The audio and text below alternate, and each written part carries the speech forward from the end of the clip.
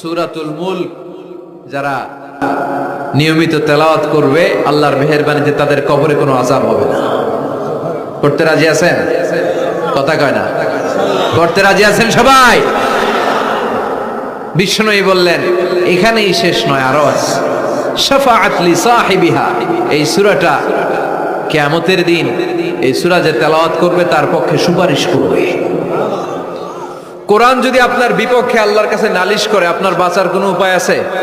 আপনার পীর সাহেব আপনারে বাঁচাইতে পারবে, চাইলে আপনার দলের নেতা, কথা কন, কেউ বাঁচাইতে পারবে আপনারে?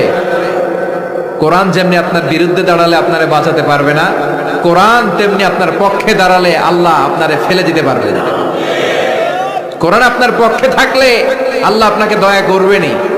বিষ্ণু বলেছেন ইকরাউল কোরআন ফাইন্নাহু ইয়াতি ইয়াউমাল কিয়ামাতি শাফিআন লিআসহাবি, কোরআন তেলাওয়াত